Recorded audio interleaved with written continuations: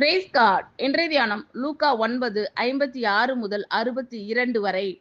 மனுஷகுமாரன் மனுஷருடைய ஜீவனை அழிக்கிறதற்கு அல்ல, ரட்சிக்கிறதற்கே வந்தார் என்றார்.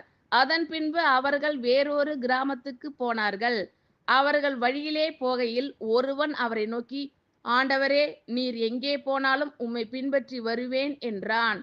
அதற்கு இயேசு, நரிகளுக்கு குழிகளும் ஆகாயத்து பறவைகளுக்கு கூடுகளும் உண்டு, மனுஷகுமாரனுக்கோ தலை சாய்க்க இடமில்லை என்றார்.